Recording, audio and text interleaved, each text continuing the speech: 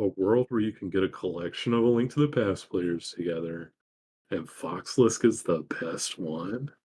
That is super fucked up. All the A Link to the Past runs were going in F tier. I'm just, like, terminally chill. Please don't watch Lame though. All right, how's it going, Josh? I'm doing well. How are you? Good. Welcome to Speed Trap. It's nice to have our first non-human guest on. Josh here, of Wha course, being a dinosaur. Okay. I thought you were gonna call me a robot. A robot? Why a Uh, robot? I don't know. That's the first, like, non-human thing that jumped into my mind. No. I think people know who you are. You haven't been active in a while though. You were a top level runner, still have a very high level time. Contributed a ton of stuff to the game, but do you want to introduce yourself? I am Josh. There are probably some runners don't know who I am that have come along in the past couple of years. Yeah. Even some 124 runners. I was looking at the leaderboard recently, and there are people on there that I'm just like, "Who's that?" I don't know. I don't know that person. Yeah. But yeah, JoshRTA. I've been speedrunning. Well, I'm not really speedrunning anymore, so I can't really use the present tense on that. But I learned how to speedrun A Link to the Past all the way back in August of 2013. Wow. Yeah, I am a dinosaur. So one of the things I'm interested in hearing about from you is sort of how you've seen things change since then. You've shared some anecdotes just incidentally over the years, but I feel like at least in Link to the Past, people approach the hobby very differently than they did back then. Yeah. So there are a number of things that have changed. From like when I picked up the game, so one is just the level of play that you can see, have access to. When I picked up the game, there were 10 sub 130s Yeah. total on the leaderboards. And only like there was Crystal's run, which I don't know if you want to get into all that. Maybe But later. then there was Jaden's run. He had a 126 40 something, I believe. He was in second place. And he was like, Crystal wasn't really running the game. She would run the game, like once or twice a year. So Jaden was kind of the best active player you could watch, and he had a 126. So that's kind of the environment of 2013. You had three 127 players. It was Addy, ACM, and Chris Owen. Probably a lot of the newer guys don't know anything about those players. To be clear, that's not Eddie. That's a different player. I believe a Swedish guy named Addy. Yeah, Addy, ADDE. Yeah. Eddie wasn't playing the game yet. He didn't pick it up until 2014, I don't believe. Very hard to track down his history, so I'm not sure. Yeah. So it was just like a completely different time in terms of like what people knew about the game and people's approach. People's approach was kind of informed by what they saw from other games a lot, I think. There was a lot more resetting, and people had a lot greater expectations of themselves in Light World, even as like a 132 player or something. Because like if you were a 132 player at the time, you were like top 20. Yeah. Like you were good. You were good Yeah. at the game. And you make a couple of mistakes and escape, and you're just like, oh, reset. Because I'm good. You know? And Zelna came along and changed all that, I think. The original no resetter. Yeah, I have heard that about him, and also occasionally pop in on him doing like he's been running Wind Waker recently, Mhm. and you'll see him going in his split. He'll be 11 minutes behind, but half of his splits are golds. Like clearly, he's getting a Yeah, lot done on that run. It's yeah. interesting to see that though, because a lot of people, I mean, even now, like, well, I guess not now, but even very recently, our other top runner Eddie is super heavy resetter, so people make it work both ways. Yeah, yeah, for sure. People make it work both ways. And a lot of it's about like what's still fun for you and what Yep. keeps you in a good frame of mind. But generally, I would also say like resetting a ton when you're at 132 player is probably not good. I think it's usually counterproductive. Yeah. So, like when Zelma came along, he's still maybe I haven't kept up with any of the new players who I know very little about, like Relkin or whoever. Any of the newer 124s, but he's still maybe the fastest or one of the fastest players from picking up the game to getting a 124, which is kind of stunning. Like this is pre so many things, Yeah. big and small. Like this is pretty spooky, certainly, but all these little small things like spin speed Helmasaur and all this stuff. He just didn't have any of that to work with. That's post spin speed though, right? I feel like spin speed Yeah. was Crystal era. Yeah, spin speed came in late summer 2013, found by Okay. Yuzuhara. Yeah, of Um, course. yeah, it was post that, of course, I believe in February 2014, ACM found the new rupee route in Light World that we use Mhm. now. Whereas before, you would get the 250 chests in the back of Sahasralu's house. Now, of course, everyone watching this knows you get the tree rupees. And ACM was the one who worked that out. Before he did it, it was assumed that the like value of the currency you get from a tree pull was just completely random. Yeah. But he actually looked in the Oh, disassembly I and was gonna ask if it was code reading or yeah, experimentation. yeah, That's cool. yeah, and discovered that that's not how it works at all. So enter tree rupees. Yeah. One of the worst things to happen to new players. It's like 10 times more difficult than doing Saha rupees for like 4 or 5 seconds of time save. It kills so many people's Mm-hmm, runs. mm-hmm.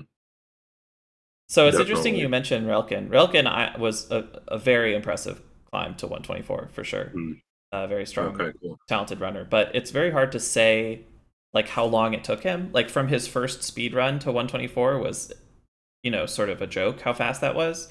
But that was Yeah, after years and years of like playing rando and hanging out with Ari and like thinking about the game or whatever. So like he wasn't coming into it from zero at all, right? yeah, He already had a lot of knowledge and execution going in. So, but even that, like, yeah, it's not like his first run was a 124. He even with that context, I think improved very rapidly. yeah, yeah. For full info on that, I think Zelna got it in like 9 or 10 months That's crazy, man. from zero. Yeah. Yeah, So yeah. he has a lot of accomplishments. Zelda, crazy gifted runner. Hmm. I forget. There's a list of the world record times, and he brought it down from like depending on what the last legitimate crystal run was, but something like 126.30. He brought it down from there to like 123 OX, like 2.5 minutes of world record from Zelda Hmm. alone. Very crazy. Yeah, yeah. He's a great player, and for a while he just like completely dominated the game Yeah. in a way that I don't know if we'll ever see again in Link to the Past. Probably never, because it's just like so many people are near the peak of what you can really do with the game at this point. Um, but yeah, I can remember. I think it was AGDQ 2017 was the four-way race. I don't know if you know this stuff. Yeah. I mean, I was watching the Okay. game back then. I wasn't engaging with the community at all, but I was watching some stuff. But at that time, he had like a really good 123 run, and he did in that race. He cranked out like a low 124 that beat everyone else but him. Yeah, yeah. Um, I remember that. Like just a random reset, no reset that yeah, he was forced to finish was like, the only person who would ever beat that time was him, like a million times. But like, yeah, yeah, it would have been good for second place in the world if you had done it or whatever. yeah. There was a time, yeah, a few years there, 2014, 2015, 2016, probably even 2017, before WQ really caught up to him. Um, where he was just way better than everyone, uh, like by a lot, by over a minute, really. Um, so yeah, it was great to watch. Yeah. You've always been. I mean, I don't know. I wasn't around that much back then, but from my understanding, you also always been kind of a no reset guy. Um, Maybe not to the extreme of Zelna, but yeah, yeah. I would say when I first started, probably not really. It took me a while to come into that, but Zelna's kind of the point where people started to view the game that way, and they were like, "Oh, there's all this time in Dark World," and resetting a bunch over, you know, even blue balls is just kind of counterproductive until you get quite good at the game, I would say. Yeah, I Um, feel like it's like I have a 123, and I feel like resetting blue balls is counterproductive. yeah. But yeah, so I didn't really start no resetting until kind of that vibe shift, if you will, was Zelma running the game, and people started to notice like, oh, he went from 128 to 125, like just like that. Yeah, How is he doing it? And I remember his first, I think it's his first 124. I want to say it was a 124.58. He had like an atrocious escape in that. Um, and by atrocious, I mean it was like a 559 or something, or 558. that is really preposterous for And that level of yeah, play. yeah, like good players did not keep that at all back then. It was just like a complete like light bulb moment in the community where it's like, oh, maybe you don't have to reset all the time. And certainly, while I wouldn't say it works for everyone, I do think it works for me because I find doing Light World and particularly doing the first two splits over and over again, I just find it very draining. Yeah, And I would much rather play the full game, even if it's going to be behind yeah, maybe, 20 seconds or whatever, and I'm not going to PP. Um, I find Light World pretty exhausting. I definitely agree with that. And I think I used to be like a little gung ho about it, which I've changed my tune on. But I think that like for most people, you'll have more fun and improve faster if you finish runs. But Uh-huh. I definitely know people who like are very clearly demotivated as soon as they're behind and don't have Yeah, fun anymore. And like for them, you just you reset. That's okay. yeah, definitely. Yeah, I think for those players, they probably just stay sharp in the Dark World. You got to stay on your practice in the Dark World. Yeah, That's the only thing. But yeah, I think you're gonna absolutely play that way. I mean, look at Eddie; he plays that way. yeah. Absolutely. Oh, one thing about resetting blue balls, I don't know if you've heard this, but Ari I believe says that if it were just guaranteed three blue balls, like if Aghanim was always gave you three blue balls, there's no RNG there. He says that we would have gotten the 122 like years faster. Like the 24-second time loss is not the thing that stopped people from getting the great times. It's like the psychological impact of being like, fuck, now I'm not on pace again or whatever. Yeah, that's interesting. I probably agree with that. His run might be like the only run I know of that PBs with three blue balls that's better than like I don't know, a The low second 125. the second nope. The second best three blue ball PB is Fricker with a 124 5x. Okay, okay. Yeah, that makes sense too then. But still, it's just like people just don't PB with three blue It's balls. hard. And yeah, Like at that point, you're good enough that a 12-second time loss, you're not going to overcome it often enough. Like it's going to be more likely that you get lucky before you kill yeah, it in the dark world that hard. But yeah, it can happen. I was on PB paces with three blue balls on my 123 grind. I didn't actually pull one off, but you could see it happening for sure. Oh, I think yeah. Bitey has a 124 2x or something with three blue balls as well. Okay. Yeah, so a few people Yeah. got him now. Yeah, I could probably PB with three blue balls, but it's because my PB has a five An cycle 18 landmo. cycle Lambo, yeah. I don't know if you ever noticed this, but for a while I was on the boards right next to you with Yeah, also a yeah. 5 cycle Lambo with this, and I just copied your comment. Yeah. Yeah. Yeah. Please don't watch Landmo. Yeah. One thing I'm interested in for people who have seen a lot of progression is their perspective on how much you think the like overall community improvement is down to actual strat improvement versus other factors like just more people getting good or you know like mindset stuff like actually finishing runs, things like that. Because I tend to think that the like small strat improvement adds up a lot, but I know a lot of people kind of think that it's more about just having more people invested in the hobby. So I'm interested in your perspective on that. Yeah, I don't it's probably a combination, I would say, because the more people you have watching in the game, and being good at the game and being familiar with the game and its mechanics, the more the small stuff gets found. Yeah, It's like, spin speed helmet is kind of a result of that, where people are just like theory crafting in a chat, um, and they land on this idea that works. But just as an example of a small thing, or someone will notice something. The way we used to catch crystals, catches the crystal faster. Like, this is why you catch the pendants low in Light World. You want to be very low, and the top of the item hits like the top of Link, and the animation is faster for him to grab it. But you have someone like Mike the viewer who looks at the video after you catch. It's like, wait a second, Yeah. that's like way slower, for the camera to get in the correct position or whatever. So that's like how that stuff gets found.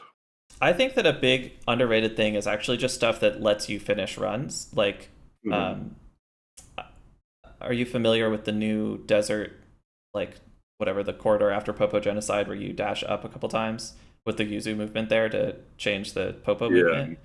yeah, I know about the Yuzu movement. Yeah. Yeah, I think things like that like often don't save time or even lose time, but just make it so that you don't have huge disasters. I feel like that Yeah. stuff adds up a lot to just like people finishing runs that turn out to be really good where they would have like lost 10 seconds in desert to some like insane bullshit happening before, you know? Yeah, I think that stuff is pretty valuable too. Like being able to have a room and remove all like chaotic elements from Yeah. it, right? Um, Safer stuff, easier stuff. yeah, for like very low cost, Yeah. if any cost, really. I'm sure some people like nerd out about that losing some amount of frames, but it's just way nicer to turn your brain off and execute the movement and not have to care about the enemy at all. I think going through that like frame whoring bullshit where you like Yeah, care about every 8-second frames, I think that that's yeah. like really productive, but like I think you do almost everybody ends up on the other side of it. Hmm. Like I think it's good to go through it and like try to do the absolute fastest thing everywhere because you learn a lot. Yeah, But it's at the end of the day you do actually want to get through the dungeon more than you want to save 8 frames or whatever. yeah. That was another thing that changed with Zelda is like pre-Zelda, uh, sort of like the Crystal Jaden culture of the game was to care about all the frames and go for all the fastest strats. And you had, 128 players doing, gifted greenies or whatever. Which, if you don't know what that strat is, if a new person is watching this, it's a strat where you can do the room after you get the bow and arrow in Eastern Palace. You can kill the green Igor with the key and collect the key and get out of the room in roughly the same amount of time as using an arrow, except you skip using an arrow and using the bow. Ooh, ooh. Now you don't have to be so mad when you don't get the drop at the end Oh of the yeah. dungeon. Um, Doesn't it it's a require like a winning a ridiculous frame strat. rule on a pot throw or something stupid? Yeah, it requires like getting the correct, because like the Igors, Oh yeah, yeah. Randomized they like walk have distance or different. whatever. Yeah, they're like the way they walk and approach you is governed by a frame rule, and they're like bad frame rules that you can have where the way they try to attack Link is just like completely ridiculous. But Zelda like never really cared to go for anything like that. Um, he would go for like eventually he went for most of the hard stuff because you're forced to eventually. Yeah. But he never went for anything that he considered insane or that he couldn't get consistent. And he was never really like a big, super big knowledge guy either. He wasn't like a huge science who figure out, all of the fastest ways to do everything or, you know, frame whoring everything. That wasn't his approach to the game. He did runs. Yeah. uh, so yeah. A bunch of people have had success with those strats, including Joe, famously. Had Mhm. I don't know about his approach to resetting or whatever, that kind of stuff, but famously didn't go for anything that he found difficult, basically. Yeah. Yeah, absolutely. I don't know what Uh, era he was around in really, but yeah, I would say he was around in like the peak Selma years okay. because he was one of the people in that 4-way race in Oh yeah. 2018 Wow. Do you 2017. remember the others? Those were Andy and Blunt Bunny. That makes sense. It was me and Christos on the couch, maybe Scudge, Super Hmm. Scudge. Who, if you don't know him, he's like an old glitch hunter mainly, but he also ran the game. It's a solid time for the era, like a 128 or something. Yeah, yeah. Yeah, and he's of course famous for some of the strats he came up with. People probably still call it, Joe Money Elway or whatever. Yep. The exact way he does it, or Joe mimics Yep.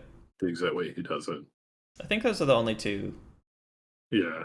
that are named after him that I'm aware of. When when I started the game, the player who's known for this was ACM. Yeah. Yeah. Uh, and ACM he did it. Beatles. Yeah, he had all sorts of safe strats. I did all sorts of like, yeah, I could probably name some things that people haven't even thought of since ACM. Uh, what's one? Top hammer jump. People Oh used to yeah. do this. Yeah. Well, that was before the rupee route got fixed properly, right? So you were going to the basement to get rupees. So they found out pretty quickly that it was best to do bottom hammer jump Okay.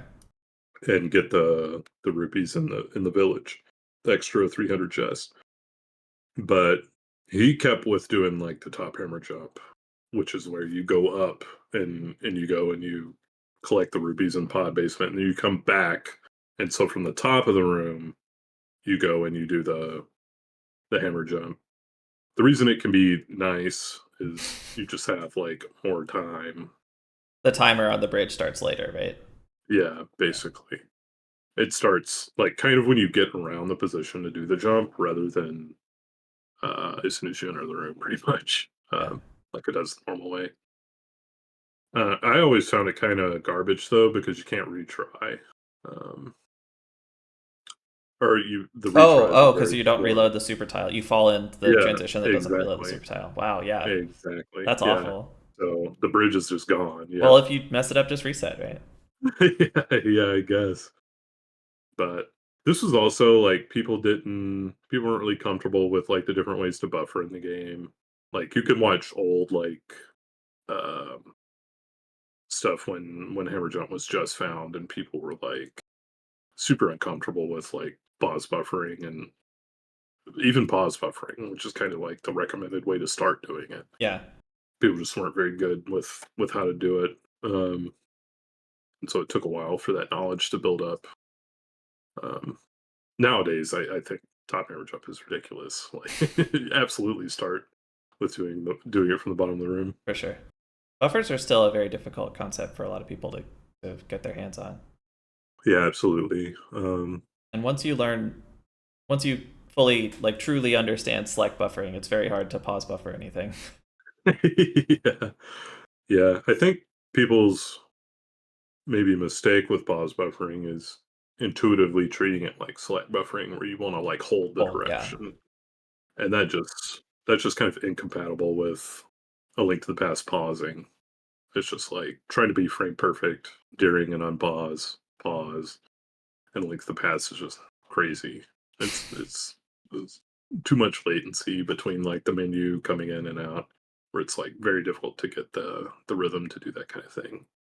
I hate doing anything out of a menu. I try to move my menus to places where I don't have to press Y or whatever afterwards. Agree. How do you Yeah. feel about using menus to stop dashes?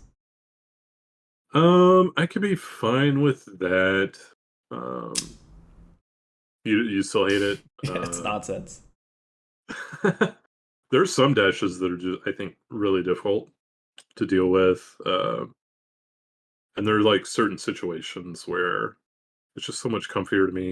A good example off the top of my head is the key pod at the end of Skull One, where you're dashing left and you can pause the fire rod Oh, and sure, sure, walk up sure. to the pod. So Yeah. I think that it's good. That's good. And a bunch of places that you pause at the end of a dash are good if you can learn something while the pause menu is happening that affects your next input. Mhm.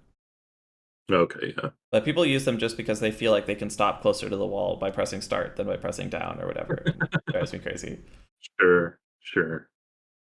Yeah. I don't know that I pause to a wall much just for pausing next to a wall like that. Okay, good. We're on the same page. So maybe I agree with you on that. Bonk.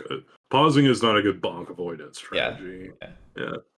So, we haven't really talked about your actual speedrunning that much. What brought you Mm. to be interested in speedrunning, or specifically in speedrunning this game? You said this was the first game you ran, right?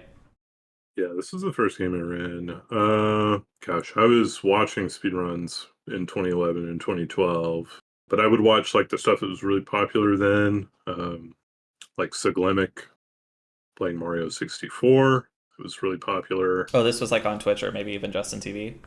Yes, yes. This was pre W Split. I remember him using like I want to say he was using like Microsoft Excel or something as his split program. Hell yeah. Yeah, there are probably some funny clips you can go and see of that. But yeah, and then like Narcissa, who used to run like the Ocarina of Time stuff, Yeah. and that was going through a big phase of changing an activity because that game's just super broken, and lots of stuff was being found about it around that time. But yeah, I always was kind of like intimidated by those runs. Mario 64, I mean, it's still kind of the case today where you watch it, it's just like so much is happening. It's a very like, kind of like acrobatic speed run, Yeah. I would say. Um, there just seems to be so much to the movement and the way you have to control Mario. It really comes through and aesthetically in the speed run that there's a lot going on. um, and with Ocarina of Time, it's just like so busted, and like they're talking about reverse ball adventure, and you do these complicated set of inputs, and you overwrite your B button, and now you can start writing items in your inventory, and it's just like really crazy. Um, I found this all entertaining, but I was like, oh, I could never learn to do that. But then at so I started watching Awesome Games Done Quick with HEDQ 13, and with that I saw Cypher run A Link to the Past. Now, A Link to the Past was a childhood favorite of mine, and I played it a ton as a child. And I would occasionally revisit it as an adult, even. Like I remember being in college and like emulating it just to beat it, or like downloading an emulator just to beat A Link to the Past because I was in the mood for it. But yeah, so I made sure to catch like these various games that I was familiar with from childhood, and that was one that stuck with me, and I was like, "Oh, it doesn't look that hard to play this game. It's not as crazy and glitchy as Ocarina of Time, and it doesn't seem as um, difficult to control the character as it is in Super Mario 64." So it's kind of like in my mind, but I didn't really start like making concrete moves into learning the game and watching more of the game outside of AGDQ until SGDQ 13, which is when Jaden did a run. And he got like a 127, which Yeah. was great Yeah. for the time. Yeah, I watched that run not long ago actually. Yeah, yeah. Yeah, it was really good. But yeah, that was when I started watching him play the game, and I started watching, the other people who were active then, ACM and Christos Owen and Waffle 42 and all these people, and that's when I really got into it. Uh, Downloaded the emulator, started running it myself. So this was, like I said, August 2013. I think SGQ 13 was like in July at some point. So So you got kind of right to it. yeah, yeah, pretty quickly after that, I started running it. And you started on emulator. Yeah, I did start on emulator. I started on emulator keyboard even. Oh my gosh. Yeah. How was that? Yeah. At the time, I thought it was great. In hindsight, I don't think it's great for lot of reasons, actually. And at the time, this was actually a controversy because, like, a lot of people viewed keyboard as advantageous. Really? Yeah, they were like, "Oh, you could wall pump better on keyboard. You can, you can do all this stuff." But now I think that's not true. Yeah, I I don't think think you so. can wall pump just as well. In fact, I think double wall pumping is much easier on a controller or on a And D-pad. yeah, and some Um, people do like hover pumping now where they sort of yeah, yeah, yeah, and and that that's and that gets to hovering yeah. just in general, Just to which yeah, is true. impossible on keyboard. Pretty much, yeah. It's like extremely annoying. And also, like, the input delay is a real problem, at least on SNES 9X. Like, I don't know if they might have better stuff for that now, or I It think, might feel better to play on certain monitor emulators, but yeah, I think that it depends on a lot of things. Like it's not just mhm. S9X, it's like your operating system and your monitor and your like all sorts of Yeah, stuff. But I think that people can get pretty good setups now, but I haven't played on a good setup, so I'm sort of third party knowledge. yeah. It definitely, because I remember when I transitioned to console, which I think was 2014, maybe 2015. I can't quite remember the exact time that I switched, but I remember it being like a big adjustment just to get used to the delay Yeah. or the lack thereof, right? Canceling all your dashes 3 tiles early. Yeah. The actual like switching to controller wasn't that bad, in my opinion. It Hmm. takes a little bit, to get used to diagonals because that's like a thing. That's definitely a thing. That's probably the one advantage I will say that keyboard absolutely has is that you're never going to accidentally press diagonal. You always press diagonal with intent. Um, Sure. Whereas with controller, you know, you have mystery diagonals It occasionally. happens. You have to grow to become very familiar with your controller and its inputs and like when you can trigger diagonal and like the exact thumb positions. Yeah. It takes a good bit of time. And it's a constantly changing target because you slowly Yeah, wear down your rubbers. yeah, exactly. Yeah, actually, I found it quite painless to switch. That's good. Yeah, a lot of people played on emulator keyboard back then. That's what Crystal played on, allegedly. Uh, and that might have played into why some people thought it was an advantage. It's like, oh, the world record holder, she is playing on keyboard. Ooh, you And then you became a top runner. know. Yeah, that was a long process. For a while, I don't want to say it was exactly a joke in the community or anything. Maybe it just that it was a joke that I never had a particularly top time, but I knew everything about the game. Mm. Uh, or like that was my image in the Yeah. community, I guess. And I did not become a top player. And this is like mired in a few different things, like me taking a break here and there, me going and playing Super Metroid and playing that a lot more. I played that a lot more in 2015 and 2016 than I did A Link to the Past. And there was a point in time where I was better at Super Metroid than I was A Link to the Past. Gross. Yeah. Yeah, I got to a 46 and I was like top 30 at that time. That's a good time. Yeah. This is pre PRKD, which is like the Oh boss wow. order they do now. That's optimal. And I was like top 30, which is good in that game. A lot of people played that game. A lot of people still play that game. It's a more active game than A Link to the Past. I don't know if people know that, but Yeah. yeah. In 2017, I want to say is around when the rando got big. 2017.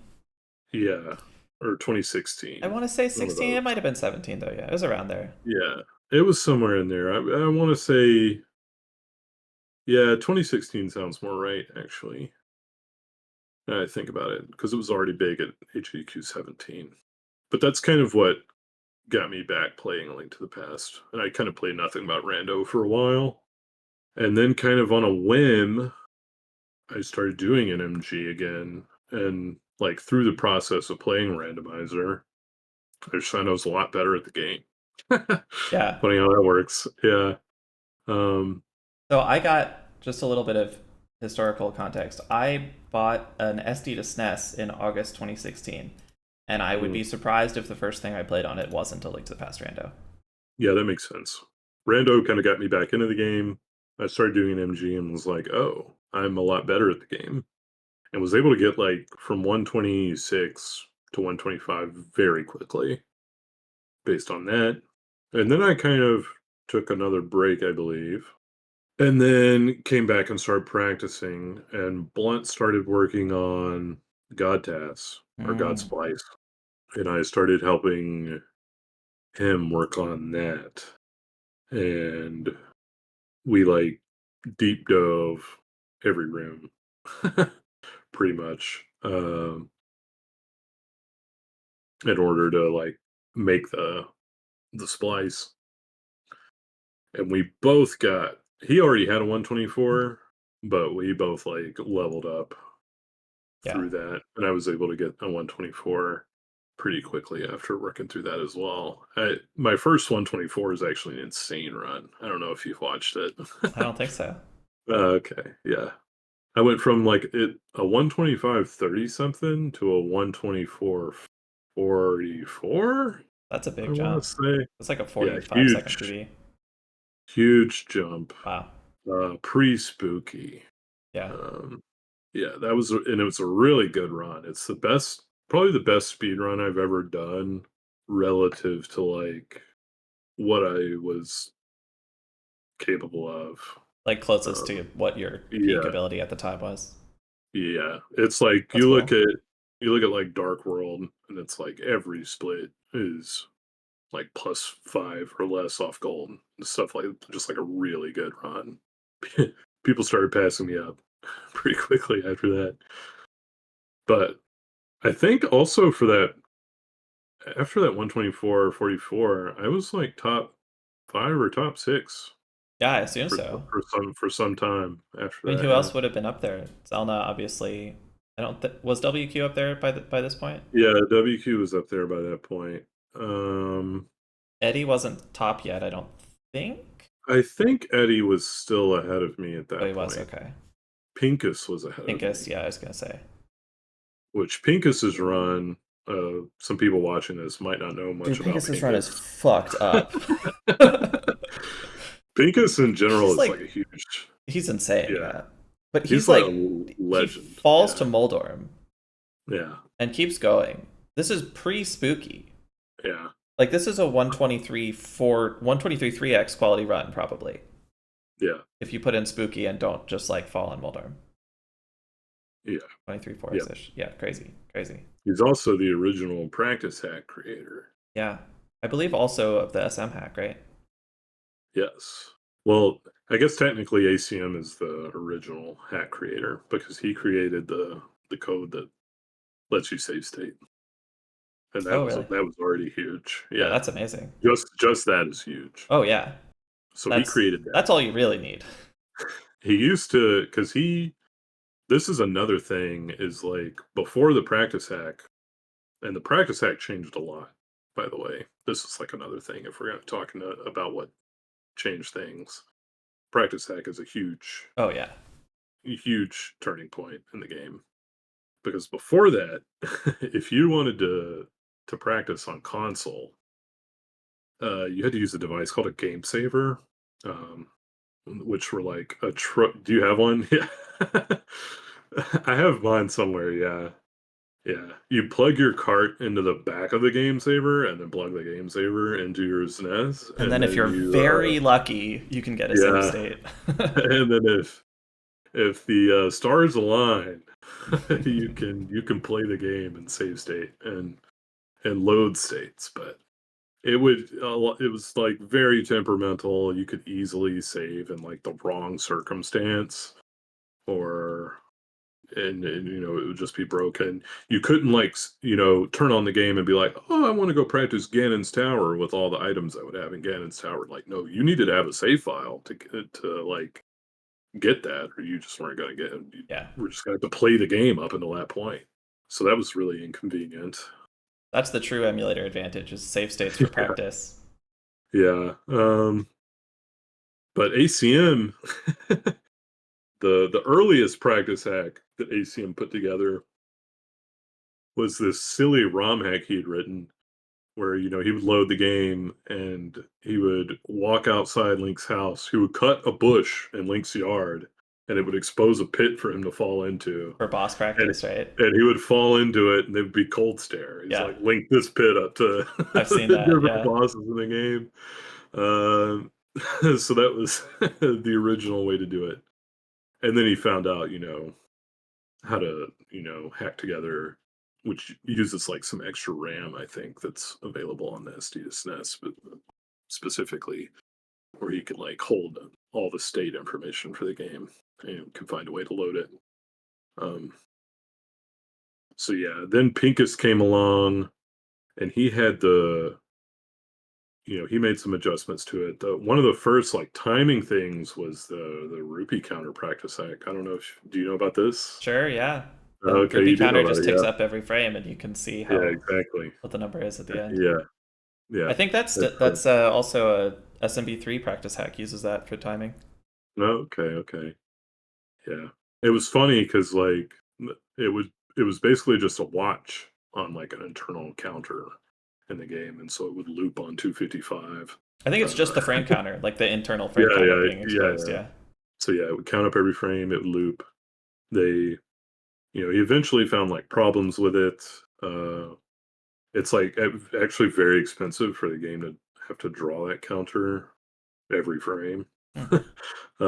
So, like, certain rooms, like, the mummy statue room, it just, like, the lag felt way worse than it would if you were actually doing a run, and then this, like, eventually began to frustrate people, and so they went to the way that Super Metroid was using, which is, we'll just track this in the background, and we'll draw it, uh, on room transition, Right. which also has the double benefit of everyone being, like, kind of on the same page. "Oh, I got a 12-second 43 frame time in this room. What are you getting?" Right? Yeah. Um, the history of the practice hack. I don't know if you know about this, but that sort of the lag problem sort of repeated itself around version 13, maybe 12, Okay, where there okay. were certain rooms. The hack has been accumulating features, and there were certain Mhm. rooms where the features were adding enough lag. Ice Armos may be the worst one. Ice Armos Yeah, like is a very timing based room to get used to, and people would learn it in the yeah, practice hack and then fail it in runs, and it was very frustrating. And then yeah, Can, of course, who now runs the practice hack, swapped over to using the SA1 coprocessor for all the prac yeah, hack stuff, which okay, runs about I think like literally 10x the SNES CPU clock speed. yeah. Yeah, So that there's no more lag problems, which is great. But now you can't run it on like SNES Classic. So yeah. Yeah, that makes sense, especially, like, any feature like, Link's position. It's, like, something that's constantly having to update and draw. I imagine that's very expensive to just, like, run straight up. yeah, I'm not sure which things it is or if it's just like a lot of accretion or whatever. But eventually it Yeah, crossed the line. yeah, that makes sense. So I guess tell me a little bit about your feelings about SM. You've said many times that you think SM is a better speed game than Link to the Past. Yeah, I have said that, haven't I? Do you believe it in your heart, or are you just Uh, stirring the pot? no, I probably stand by that, for, like, a few different reasons. Um, there are, like, a couple things about A Link to the Past I don't like so much. One is the amount of mashing that's in the game. I don't really like mashing Yeah, to the extent that it is a skill. I don't think it's a very interesting skill, um, and I don't think it's very fun to try to optimize. you mean specifically text mashing, or are you including pumping and stuff in this? I would, yeah, maybe a bit of both, but probably mainly text mashing. As Super Metroid, of course, has its own pump mechanic Yeah, with arm pumping, but generally, I would say there's way less text mashing in Super Metroid, even with arm pumping. I think the movement in Super Metroid is really, really fun to optimize. Not that it isn't fun to optimize in Link to the Past. In fact, I think it's a lot more fun to optimize than people give it credit for. Particularly people who just watch it and maybe have never tried a speed run. yeah, Like I think it kind of has a reputation as maybe being like a simple game or having simple movement when that isn't the case at all. And like optimizing even like dash routes where you just like dash through the screen a few times. There's actually a lot to that yeah. usually. That's Um, a little less interesting as a player because somebody else already did the work yeah, for you. But yeah, yeah, yeah, yeah. But I still like it's still like intense, I would say, and like demands a certain like concentration and ability. Like even like Desert Overworld, right? And yeah, then you see the gap between like what Airy can do on the yeah. Desert Overworld and what even I could do No, I on the know. Desert Like I'm not a Overworld. bad player, and Aries like a second and a half faster than me at that, which is the simplest Yeah, overworld section. yeah, yeah. Um, but it's just like you know when you really think about it, The dash routes through most screens in the game are literally frame perfect. Like, Yeah, it's yeah, frame perfect to do them as quickly as optimally. possible. Yeah. Um, and, it's just like a player at that level, they're just that much closer to the ideal, and it adds up over, 3 minutes or whatever. Yeah. It's a lot Um, of like trying to be extremely precise. It's less about like big flashy effects and more like, yeah, every single time you nudge a door, it adds up, right? yeah. But with Super Metroid, I just like it's yeah, I just really dig it. It just has so many mechanics like to the game, ledge grabbing and wall jumping and down grabbing and Yeah. down backing and mock balling and all the short hop mock balling and short hop and you shoot and you mock ball. That's different, you know. It's just a really fun game to me. And if I were to come back to speedrunning, I'd probably be more likely to play that um, than A Link to the Past. Were you aiming at a 123 at any point? Kind of, yeah. With HDQ 2020, I kind of wanted to get to that point because, of course, at HDQ 2020, I was part of the Zelda Relay, and so I was kind of actively running the game around that time, and that was kind of the next thing to get to Yeah. was 123. And so, yeah, I wanted to get one, but yeah, I don't know. I just lost interest eventually. Um, It's a slog. yeah, began to spend more time with all my other hobbies uh, that aren't speedrunning.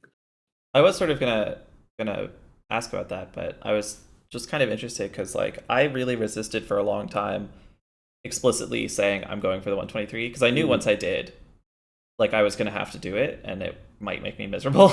yeah, yeah. So I was just sort of wondering if you like had committed to it and gave up, or if you were just like resisted the pull enough that you felt okay stepping away without getting there. I was kind of committed to it, I would say. I'm pretty sure I was telling people I was going for it at least. Fair. Um, and my run before my current PB, which my current PB, I think I got around like AGQ 2020. Maybe. I might be misremembering that completely. Good to check. But yeah. Uh, it might be 2021 actually. It is Huh. December It is 2019. 2019. Okay, yeah. So, because I know I did return to the game for some in 2021. My my PB before that one had an atrocious Turtle Rock, Hmm. which my PB before that one was a 120. It was my first one with Spooky, I believe. It was like a 124.30 something.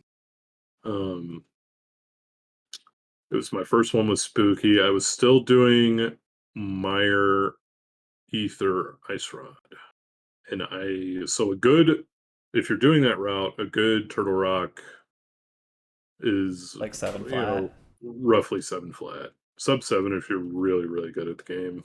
Um, and like my gold was like 655 or something. Yeah. So, Woo. so, uh, in that run, did you look? Yeah. Yeah. Looks like you got ice rod. Yeah, In that it's a run, I did 738 not get I did not get ice rod. That's the split time. or 728. Sorry. Yeah. Yeah, yeah, 728. And so that was a big meme for a while, just people making fun of that Turtle Rock, because it was bad. And so, but when you have a split like that, it's like, well, oh shit, 123 is right there. Yeah. If I just don't lose my mind in Turtle Rock and gain a few seconds elsewhere. Uh, but yeah, didn't quite work out that way. Um, Sort of the same with my current PB with like, oh, we'll just don't have a disaster at Limola's and save a little bit of time here and there, and Yeah. it's there. It always sounds so simple. Uh, It's hard to actually play well for an hour and a yeah, half though. yeah, I had a PB at yeah. 124.27 with an 802 swamp. Mm, That one hurts. That one eats at you. the patented foxless swamp. Yeah, I've seen some of those Yeah. in my day. Yeah, Swamp this is so is this hard. is a fun thing. This is a fun thing we could talk about. So Foxless knows this, and people look at me like I have four heads when I say this. Swamp is one of my favorite splits. Yeah. It's it's good. That's the good stuff. I still don't love it. Easy. I get it now, but yeah. Yeah. If you get zero cycle, it's like it's an easy plus like 4 seconds on gold, man. At worst, at least it felt that way when I was in practice. Yeah. I was just very good and confident with that dungeon. I look Um, at people's like swamp entry times and I just like I can't. I'm losing so much mm, time on Death Mountain. I yeah, can't get a yeah, good time even if I do the rest right. I think though, and I say this every once in a while, I think there's a range of players like in the 125, 126 range. I think like a lot and like maybe even most runners in that range are worse at swamp than every other split in the game because yeah, it's like close to as hard as Turtle Rock and GT, but it doesn't kill you, so nobody learns how to yeah, do it. It's like yeah, very easy to give up 10, 15 seconds there, even at a pretty high level. yeah. I think Swamp. One of the things that really helped me with Swamp is working on the God Splice with Blunt, and so you're deep diving every single room. Um, and I think a lot of players, probably around 125, 126, could benefit a lot from literally doing swamp room by room and Yeah. learning the little things about each room. And like, oh, in this room, the RNG can do this, this, and this. Um, there are like a lot of little things that you can't really even see from just watching one run. Yeah, one of the most RNG heavy splits. Yeah. And just like learning the details around the movement and because some of the movement in the dungeon is quite tricky. When you get the hook shot, that room where you open the big chest, get the hook shot, and have to go get the key. Like if you practice that room and try to get like a good time relative to what you look on like Strat Hub or whatever, you realize that like there's a lot to that room. Water movement is weird. Hard to do right. Yeah, yeah. And swimming is Swimming's impossible, there are like yeah. some subtle mechanics with that. The like all the switch pulls or switch pushes, like optimizing those can be kind of weird, especially the crystal switch one. That one's fun because like you kind of have to try to get on the blue pegs because like if you Yeah. don't at least go for it, everyone will laugh at you. So you like Yeah. push for like one frame too few and lose 3 seconds instead. Classic. Yep. Yep. Yep. So what caused you to stop wanting to speedrun, or maybe not wanting to speedrun, but stop Um, pursuing it? I think that a big part of it was that you were switching careers at the time, right? yeah. So yeah, when I moved to Colorado, which this was in 2021, I believe. Yes, early 2021, January 2021, we moved to Colorado, and I didn't have a teaching license anymore. Mm. Because that's what I was doing before. Um, and like I would have had to like get recertified through a different state, and that would have been like a whole huge headache. So I decided to learn to code, like so many people do, apparently. So yeah, that was a big thing. That was occupying a lot of my time. Was I sat down and taught myself. I think speedrunning, in a weird way, helped me do that, Oh, really? actually, believe it or not. Yeah, How so? because like, well, first of all, like, I would say speedrunning has a weird amount in common with programming, just in general. The like way problems are solved.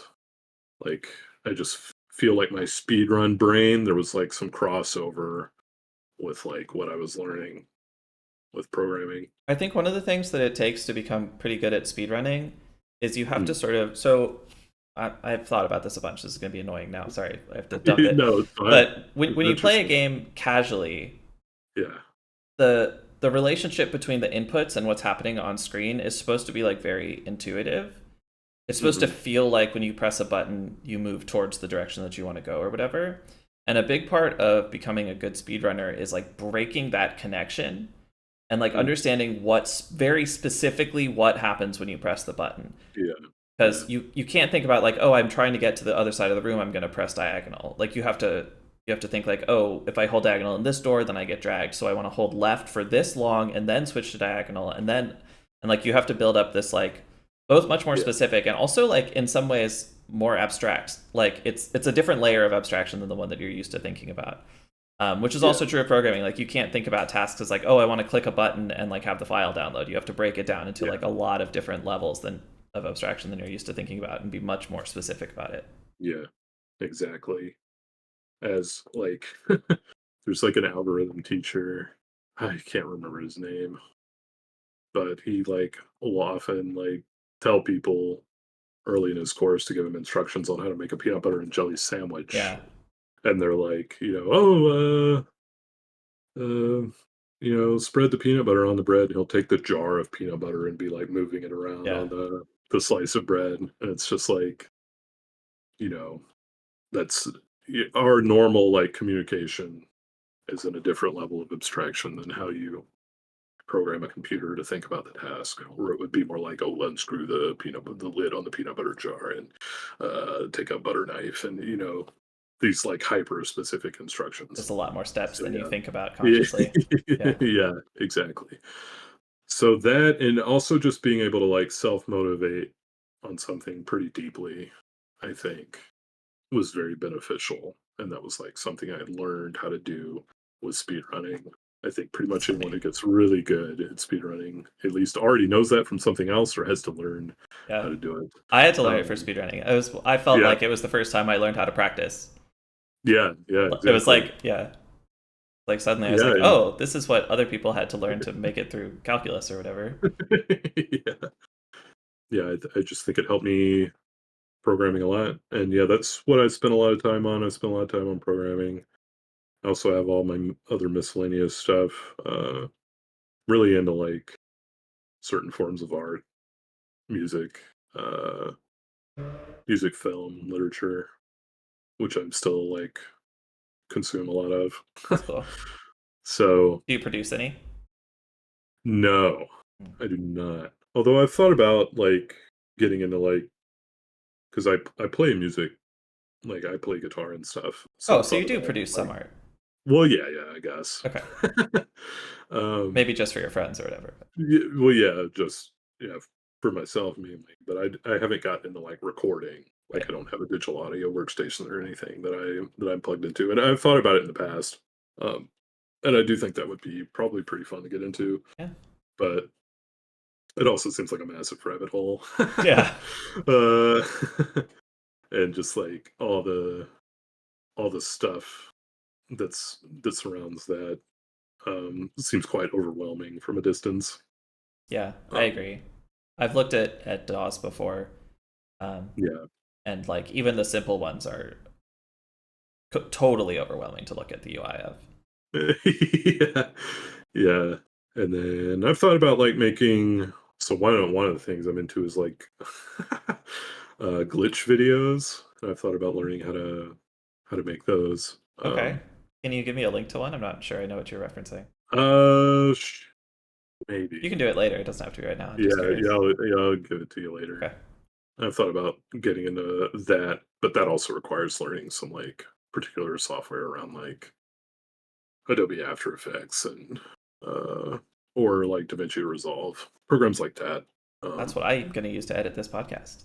yeah, The simplest possible editing in the world, though. So, yeah, and yeah, I've used that stuff. So when we were making God Splice, yeah. that's was like what we were using, stuff like that, just for like cutting things. But with this, it would be more like for it would also be for cutting things, but it would also be for like a lot of effects Right. stuff, which seems really fun to me because I'm into it. Do I have any other hobbies? I like sports. I Yeah. watch a lot of sports. It seems that you have a dog. Oh yeah, yeah. She has graced our presence, I guess. Kinda. He's looking away from the Yeah, camera. yeah. I do watch a lot of baseball. That's cool. I never got into any physical sports. Just Just esports for me. I watched a lot of football in college because I went to a football school. So all my Mm, friends were watching it, but it's fun to watch with your friends, but I never cared about it on my own. yeah. Baseball I like because it has some very specific properties, like in a lot of other sports, um, like your individual contribution is like very difficult to delineate from the other players on the team. Like you take football, for example, which I'm guessing you know about since you used to watch it. Um, Little, yeah, like a slightly. like a successful pass play, if you think about everything that went into making a successful pass play, from the coaches designing the play to them calling the play at the right time in the game to the pass protection being correct for what the defense is doing to the receivers running the route well to then finally the quarterback choosing the correct person to throw it to and executing the throw. There's like all of this stuff, and it's Right. very difficult to just like say, even though people do say this, football fans do say this often that like, oh, a successful offense is just because the quarterback's so great. You know, it's actually pretty difficult to definitively say that because there's just like all these elements that are interacting. Whereas in baseball, if you hit a home run, your teammates are over in the dugout chewing sunflower seeds. You know, you hit that home run Yeah, yourself without uh, anyone else's input. that's So interesting. this means baseball is like you can statistically determine very precisely like what a player is contributing, and I eat that shit up. Like all those stat nerd stuff is just it's great. That's my I know favorite some thing about other baseball. I Yeah. know some other nerds from my career who got into baseball Okay. because they Yeah. found the stats interesting. Like their Yeah. girlfriend or somebody was into baseball, and so they started going to games. They're like, "Ooh, there's a lot of numbers here." Yeah. Yeah. Yeah. There are a lot of numbers. I actually have been though learning a speed run recently. Ooh, Um, do we get to hear what it is? Yeah, sure. We can hear what it is. It might be kind of out of left field a bit, because it's not an old Nintendo game. Um, it's a newer, like indie game. Is it It's called. Celeste? It's not Celeste. It is called The Messenger. Oh, I don't know if okay. you've heard of it. I have, Okay, yeah. yeah, yeah. That's by You the play team that did something else notable, right? Star something. It's like an RPG. I think I know somebody. I think 70 Sins used to run speedrun the Messenger, maybe still does. Okay, Oh yeah, it's inspired by Ninja Gaiden. That's cool. How's it going? it's going pretty well. I've learned probably like a little over half the run. It's going a little slowly though, I would say, just because a lot of my time gets eaten up by various other things. But every now and then, probably like a couple times a week, I'll sit down with a big Spotify playlist and and learn a new section of the game, Nice. or like practice a section I've already learned. And yeah, it's actually really fun, and in a lot of ways reminds me of Super Metroid. That's cool. It has a grapple, right? Yes, it Yeah, does. that's all I They know about call it it. it's called the rope dart. Cool. Good Um, name. yeah, it kind of reminds me of you don't collect it until like a good bit into the run, but it like significantly changes how you approach movement after you get it. It reminds me of the chain in Mega Man X2. Oh Um, God. yeah, which I know I think we've had this conversation that you don't really like the chain. I don't Um, think so. I don't know the run well enough. It's when I tried to learn a little okay. bit about it, it seems like pumping. Okay, yeah, You just gotta fucking chain everything for the rest of the game. yeah. Yeah, I could see that being a little annoying. And in some way, the messenger is kind of the same way a little bit. Probably a saving grace from that is like a lot of the later stages are very vertical Hmm. and like so moving quicker horizontally Doesn't matter as on a much. on a screen that's where you're vertically having to climb the screen, not so much. But yeah, so you've never played it, but there's a mechanic that you have from the beginning of the game called cloud step, where you if you hit something with your sword in the air, you gain another jump. Ooh. when you do this. That's a cool And this, idea. yeah, this mechanic goes crazy. Yeah, I bet. Like, there's all sorts of tech around just using it, and like how like sometimes you can like from one object you can get like effectively a triple jump if you space like your slashes and your jumps correctly. It's just a really cool run, I think. And like that mechanic and some other mechanics make like vertical portions, like a vertical room is just like insanely fun. You know, sort of like in Super Metroid, vertical rooms are really fun as well. And that I would say gives me a similar feel. Yeah, Mega Man X too. The climbing is really fun. Yeah, So I feel like it seems like you have a really sort of positive relationship with speedrunning. Is that yeah, accurate? yeah. I would say so. Even though I don't really do it so much anymore. Yeah, but it seems like you had a lot of Yeah, fun doing it. You got some stuff yeah. out of it. You don't like it didn't some people get like really frustrated or angry when they run. I don't feel like that was ever you, right? Like you seem to have a pretty healthy, fun relationship with the hobby. Yeah, I mean, there should be, I think, a little bit of frustration sometimes. yeah. I was never a like get mad at the game type of Yeah. person, really. Part of that's just like my natural Yeah. mindset, though, less than like something I came into. Um, I'm just like terminally chill. Yeah, you belong in Colorado. Um, yeah. Well, now I live in Washington, Oh, which really? is Yeah, also a same state vibe. for chill people. Yeah. Yeah, yeah. I just never been the type of person to get like super frustrated. There are definitely things that can frustrate me, but they are often quite a bit more serious than speedrunning a children's video game released in 1991, That's good. uh, which I refuse to take completely seriously.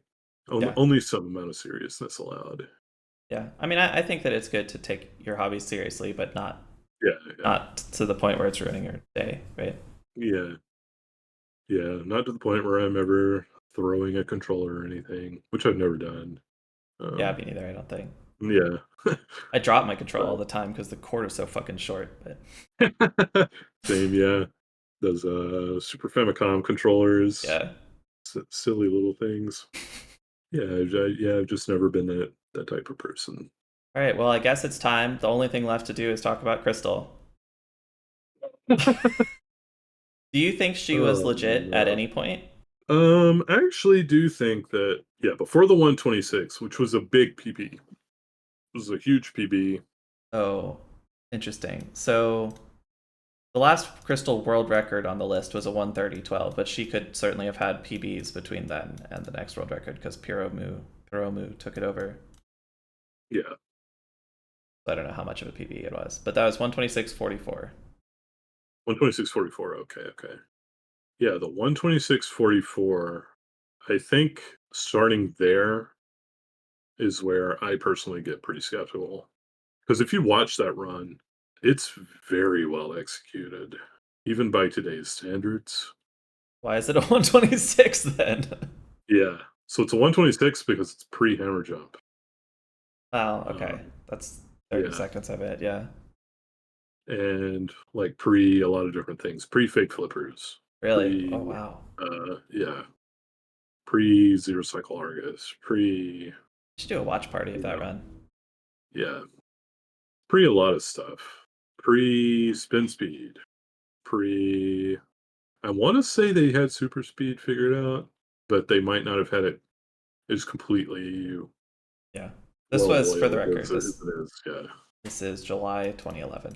But yeah, there are a lot of things about that run that I think you would find interesting if you watched it. And there are a lot of things that make me raise my eyebrows about that run. Probably the biggest is her Ganon fight, which they knew to do tempered Ganon at this point. Uh, they don't understand the fight at all. Uh, they don't understand how to get him on a cycle where they can get three spins every time. But she still gets three spins every time because She she doing a hits thousand the cape spins? fucking cape spin every time. Damn. I can't believe you're putting Doom Tap on blast like this. If Doomtap wants to show me a Ganon fight where he cape spins on every cycle, hats off to him. Uh, I think that's like insanely difficult to do. Oh yeah, I Uh, mean he's insane at it. I have a yeah. video of him where he does a cape spin, like it's not synced, so he does a cape spin at the beginning, and I think Hmm. maybe there's a blue spin somewhere involved. No, probably no blue spin. But then he's like counting and realizes that he can finish the fight faster by stopping him early on the last cycle and doing a mid room. Oh, okay. Yeah. Yeah. Yeah. Oh, I mean, that's cool. Yeah. He's definitely one of the best at it. Maybe the I best at think the it. best, yeah. I just find it But no, Crystal doing all of that instead of learning weird. the cycle in 2011 is Yeah. pretty sus. Yeah. That's just like weird to me. Like that you would be that good at getting it. Does not compute. There are probably a few other things that I'm not remembering with that run, but it was also a massive PB, I believe. Like, I want to say at least a minute. Oh Um, wow. and it was also, um, which I guess you could see it maybe on her splits. I can't remember if she was running it with splits or not. But, anyways, and it also begins this era where she's kind of not really streaming the game. I think one of the biggest pieces of insurance against accusing someone or against one of the biggest shields against suspicion is streaming your runs live and Yeah, doing that for regularly. sure. Um, because people will see the process, right, over the course of however long, and they'll know what you're capable of, even as you like screw up here and there. And also, if you are faking something, it's just like so much more material you've given people to determine if you're faking something. Yeah. Of course, with her runs, and I think the 124 runs are super suspicious too, just based on like all the things she's doing that are going well that we know are kind of like up to chance, like the aforementioned gifted with Yeah. greenies, or the North Turtles dashes and Palace of Darkness, or all this stuff. Um, but yeah, obviously, of course, there's no like definitive thing that we were ever able to point to where it's like, oh, this means there's a splice here or Right. whatever. Um, or this means that she was using safe states, or that this is an SPM. This is a movie being played back in SNES 9X. So I wouldn't go so far as to say they're for sure cheated. I would just say that they're not verifiable under modern leaderboard standards. That's the copy. Yeah. That's your I've That's got my Discord admin hat on. I don't want to say anything. I don't want to say my own opinion about it. yeah. That's but that is kind of how I feel about them. Um, I think that it's likely something that we don't have the full story on those runs. Yeah. Um, whether that's that they were cut together, whether that's that they were not done live, like she claims, whatever the case may be. I don't really believe in the story of those runs. And neither do most other top players in the game Yeah. today. I'd have to Yeah. rewatch Which them. I is I watched them and read that dossier when I knew so much less. I don't really have an opinion yeah, on it, except that I more or less trust the other people who looked into it. So yeah. One of the interesting when you do watch them, I think one of the things you'll pick up on, and one of the things we were talking about a lot, is the contradictions between where she seems to be playing like quite poorly just in her general movement and in like the way she's picking up bushes and bots and stuff. And then the absolute god gamer precision that when it's needed, right. when Yeah, when it helps the strat. I think that's super suspicious to my eye. for sure. Because anyone else who's played the game a ton, like I don't know, they can lift pots. They can lift them really well. It's And very rare to see anybody whose like room to room movement doesn't match their PB. yeah. Like you see people who do like crazy stuff that loses tons of time in like a random room. Like you watch an Andy run or whatever. He's like doing strats from 2011. You're like, oh my god, what is this? But like he's entering doors cleanly every time, right? So Yeah. you never really see anybody get good without getting the basic stuff down. Yeah. definitely. Yeah, a lot of eyebrow raising things that happen in those 124 runs, and those 124 runs again are extremely good for in the context of Yeah. 2013 and 2012 or whatever. Um, they don't have spin speed. They don't have spooky. I mean, those are the two big things. They don't have tree rupees. That's kind of the third big thing. But they're also lacking all the little small things here and there that have been found over the years. It looks like if you ignore her 124s, her first 124 here is from May 2013, and Zelna's first 124 is June 2014. So like 15 months later. So Yeah, like over a year ahead of her time if they were real. yeah, absolutely. And of course, also she was playing on SNES X 151 or SNES X 153. Either way, uh, both of those run at 59.95 Yeah. frames per second. So she's also losing like 12 seconds or something to that over Are they like a accurate console enough that run. it's all net time loss? There's no like lag save or anything? I think so. I believe so. Okay. There was a lot of testing done around that at Yeah, makes sense. one point. I will say, like, she and like other people around then, Cypher, Jaden, Oddity, these people who have long left most people's memories, they were like huge for developing the game. Tampa, Oh yeah. um, and yeah, it's kind of sad that like one of People know who the Tampa eras. and Jaden are. I Well, don't yeah, think yeah. if everyone knows who Oddity is, but Yeah, and people know who Cypher is. I guess Cypher, yeah. the thing is, I don't know if they associate. Like, if you think of Cypher, you think of like Mega Man 2 or whatever. I mean, I think of You Cypher know? Mummies, but yes, I understand. Yeah. Okay. Yeah. Yeah. You think of Cypher Mummies because I told you it was Cypher Mummies. I knew it was Cypher Mummies before that. uh, but yeah, But yes, I learned it third hand through StratHub or whatever, not through yeah, the VLC video pack that he's archived in yeah, some help us sort command now. yeah, yeah. That that SMV pack was pretty huge. There are a lot of strats in it that are still in use. LTTP for HTTP. I don't know if you were ever around for that. No, I saw Um, I like the I'm aware of the YouTube channel which yeah, has or maybe it's gone now but had some like archived interesting videos, strat comparisons and stuff, I think. yeah. So that was, I believe it was originally Oddity's channel, Oh, interesting. and then I think Crystal also got the login information at one point and was uploading stuff. But you can see, I don't know, they like one of them went and like removed a lot of the content on there. It still does exist. Maybe you can like web archive to get like a Maybe, yeah. previous version of the page.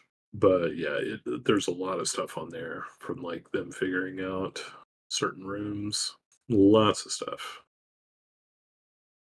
That My stretch goal, my dream, my oh, what's the metaphor? My white whale is to get Crystal on the podcast. If anyone listening, Crystal, if you're out there, call me. I would love to talk to her. I think that'd be so interesting.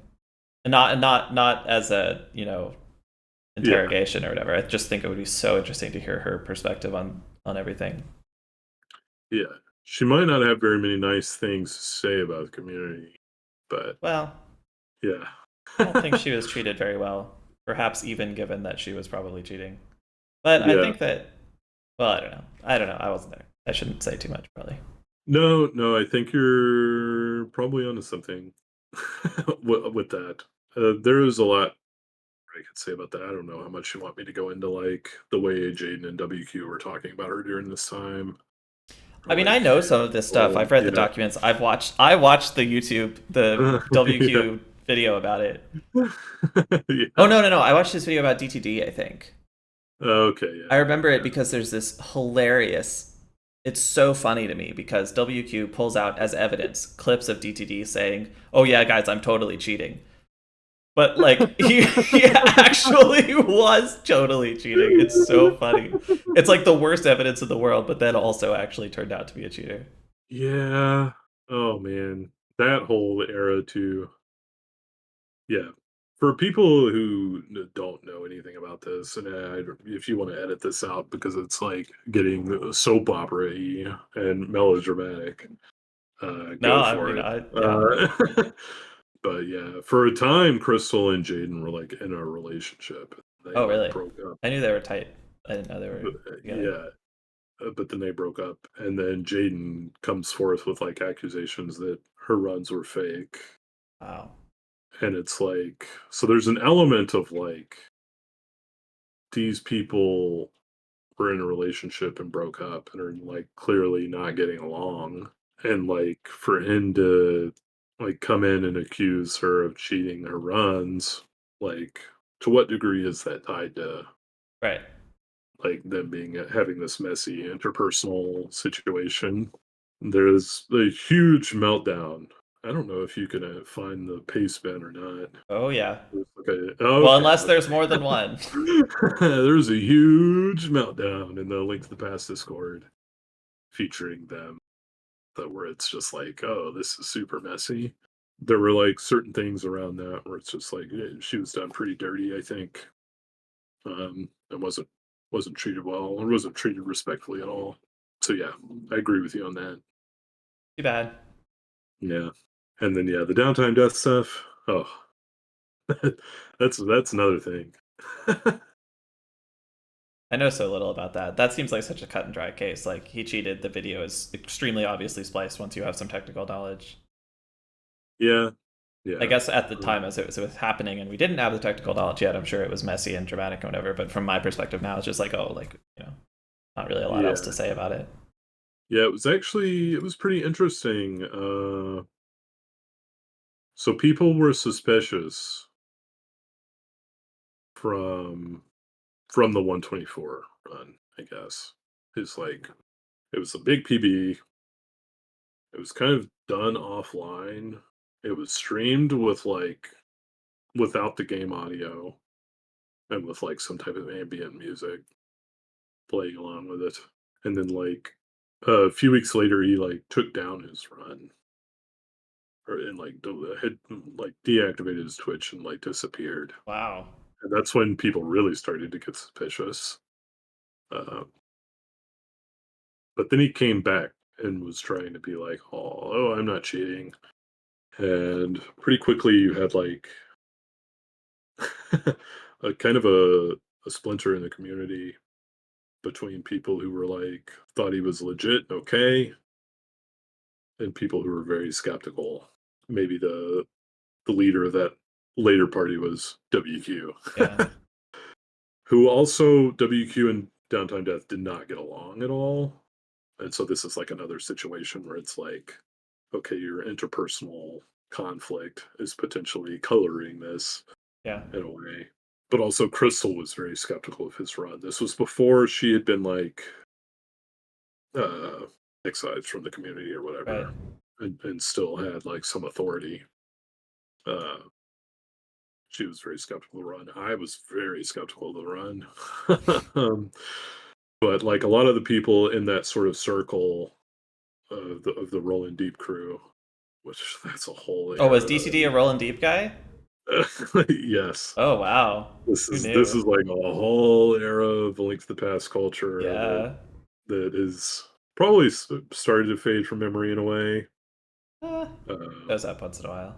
yeah, if you ever see someone saying "rolling deep," that's where this comes from. That was like Uh, Zelda and I guess Green Bomber, yeah, RPG, yeah, whatever. I forget all the RPG, old names. Those kind of Selling folks. RPG, Blunt Fun, Joe. yeah. Oh, Joe, right. Eventually, the sort of the smoking gun on that was the fire bats at Ganon, and he had a fire bat pattern that did not match his Ice Armos fight, and that's a killer. Open and We, shut. we know they didn't happen in the same run. I think a lot of people have various bad things to say about WQ, but I actually think that in that way, he has a lot of integrity.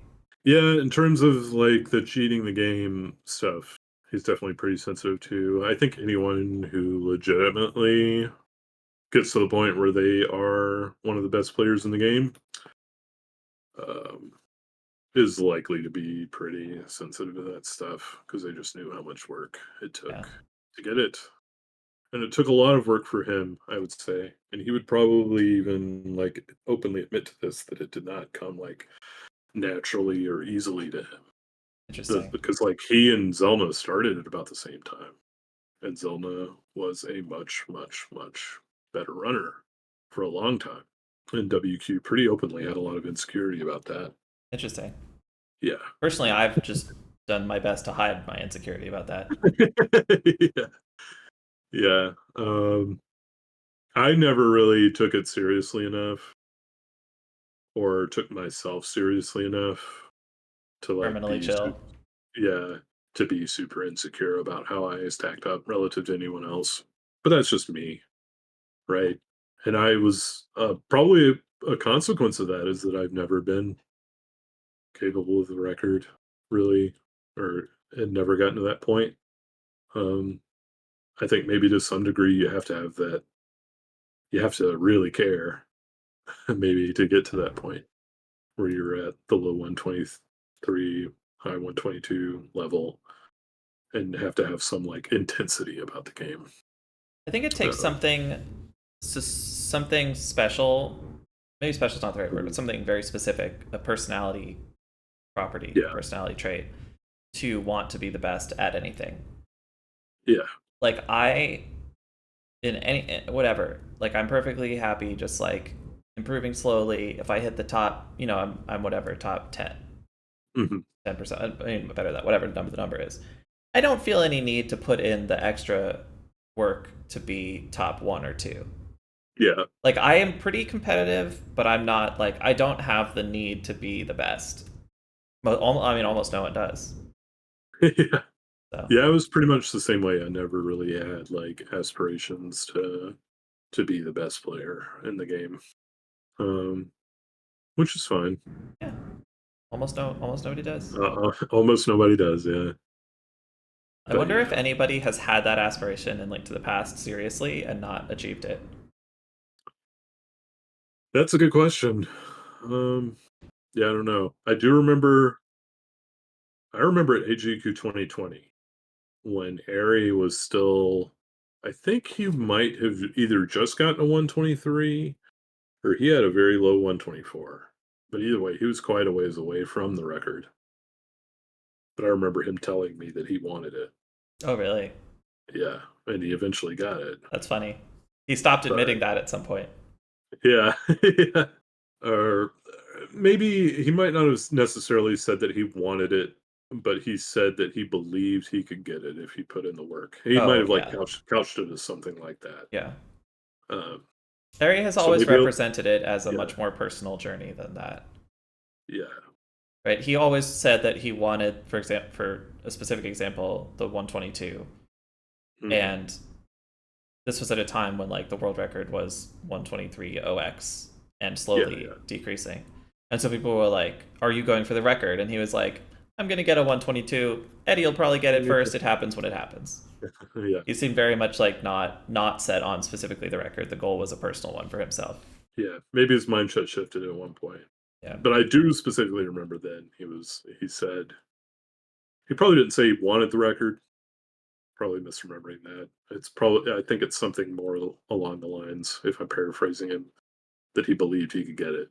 He could. He had it for a little while. Yeah, yeah, he did have it for a few weeks, I think. Yeah, not a long time. Yeah, and he of course is quite capable of recapturing it.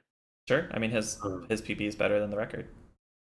yeah, yeah, his PB is wild. I still haven't actually watched it, but I don't remember if I've watched the whole thing. yeah, to have that kind of a He's dark gotten. world, It's a 53 Dark World. yeah, to have that kind of a dark world, yeah, that's That's nuts. When Yeah. he posted that, I was like, that is a dark world, dark world." Yeah, for sure. Whoa. Wild. I definitely think, you have to have a certain intensity to want the record, a certain drive for it. And when you do have it, like WQ, that probably makes you pretty sensitive to people, like, Because Sure. like at the time when DTD did this, DTD got a 124 that cut WQ. Oh He boy. didn't. Oh He yeah, didn't. yeah. He didn't just get a 124.58 or what. He got a 124 that beat WQ's time. Right. And Getting yeah, cut by like a rival or even a friend, honestly, like it yeah, stings, you know. yeah, yeah. Like I was happy for Yoho when he got his 124, but I was also like fired up about it, you know. Yeah, yeah, I can see that. Yeah, I don't But know but that for I. someone that you actively hate, like Yeah, yeah, oh god, and then it's cheated too. I would yeah. yeah. I would stop playing over it maybe. Like that would be too much. I haven't really had any like rival players. I think in a long time of speedrunning the game. There was, of course, back in SRL's heyday, which is the place we used to race on.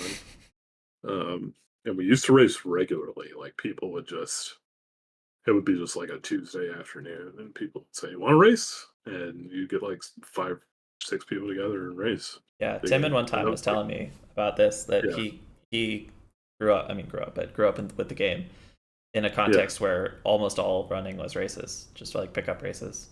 yeah. People would race frequently, not just on the weekly. Like Zelma's run that beat Crystal, his first run that beat Crystal was in a race. Yeah, Like, right? Like that people frequently raced back in this time. The logs are still there if you ever want to look them up. yeah, From all that SRL stuff. all the old SRL races. I forget maybe where I was going with this or where this thought started, but like Rivals, about rivals, yeah. Back in this time, maybe like Waffle 42 or someone who I was like approximately at their level right? when during this race era where it's like because it's racing, it's like direct competition with Yeah, people.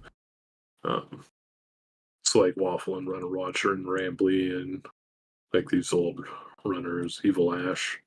I don't know if you even know all these people. I mean, you know, yeah, I know Some of of them, them. yeah. Evil Ash shows up in PH's chat sometimes because they're Chrono Cross buddies. Okay, okay, yeah, yeah, that makes sense. He was one of the first like big nerds on like stream capturing Yeah, and like getting like pristine video quality from your analog Super Nintendo Entertainment System. Um, his stream setup guide was linked in the Discord until very recently yeah, when I looked at it and I was yeah, like, we have to take this shit down. It's telling people to yeah, install Amarek. yeah. The Amarak days. I'd forgotten about that. Yeah, absolutely. I had to take that down. Yeah. It still probably has some good stuff in it about GVSB2, and but there are probably better guides now for It's a that. lot easier these days. There's a lot less need for that kind of hand holding document. But yeah, I'm sure there was useful information in there. Yeah, he was into the game back then. Runner Watcher was into the game. Waffle, Rambly. Those are kind of the main people I played with way back when. You outlasted them all.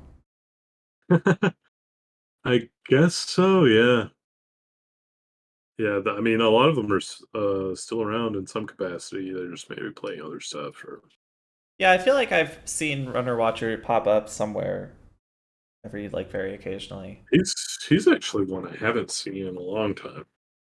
I used I've to see him. I've talked. Oh, sorry. Go ahead. No, I'm trying to remember where I used to see him. He might have maybe used to hang out in Andy's chat a lot. I don't really Okay. watch Yeah, Andy that much these days, so I could see that. Yeah, I don't watch Andy very much either. I don't watch Rando much at all. yeah, I think basically the only person I've watched play Rando in the past like few years is Airy. interesting. Um, that's just because I like Airy. Yeah, fair. uh, but yeah, um, I just watch No Logic mostly when I watch Rando. yeah, I don't watch Airy much anymore, especially since moving to the West Coast and working like normal workday hours. It's just like pretty inconvenient Yeah, you don't for seem to be the. on Twitch that much these days, in general. Yeah, yeah. Well, do watch some things Well, a lot of times I will have a stream up on the side while I'm Okay. working. These days lately, it's been Zelda playing like 9 hours of Wind Waker. Yeah. That's Yeah, I lurk in there sometimes. I see you in there sometimes. yeah, that's fun to watch. But, like, I'm also not, like, paying attention to it 100% of the time. Right. I'll just, like, chat while I'm waiting for CI to run or whatever. Yeah. Yeah. But, yeah, it's just kinda something to some noise to have on the side. Um, but, yeah, a lot of the times, I won't even do that, and I'll just have, like, music or something while I'm coding or working. I do still watch some NMG sometimes. Um, recently, I was actually in Two Stop stream Yeah. because fun fact, Two Stop is about as old as I am in the speedrun community. Really? Uh, yeah, he had the record in Yoshi's Island 100% Oh, back in like cool. back in like Dude, 2014. that's a sick run. Yeah, that is a sick run. I remember watching Trihex do that at GDQ, whatever, 2015 or Yeah, something. It's an yeah. amazing run, both in terms of run and in terms of being very entertaining. Yeah, yeah, I agree. I absolutely agree. I've thought about learning that game at various points because it's also like a childhood favorite. Yeah. I loved that game as a kid. Yeah, me too. Um, I played the crap out of it, and I think it looks great. Yeah. Like still to this day, So if beautiful. you plug that in, it Oh, looks God. so good, and the music is also really good. And so yeah, um, it's only real downfall for me as a speedrun is just how long it is. Like it's Yeah, like a good uh, run is like 2:45 or something, right? yeah, That's a big yeah. commitment. I think they've gotten 100% down to like maybe sub 230. Okay. Like Still, that's still a it's long like time. where the yeah, and like when you Honestly, first start, you're not going to be that right. good. And like It's Link to the Past is an hour and a half. That's honestly kind of long. yeah, and even like so they also have like the any percent warpless, which is where you just kind of go through the game without collecting everything.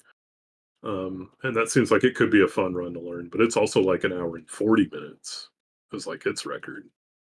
So I mean that's still like pretty long. Yeah, for sure.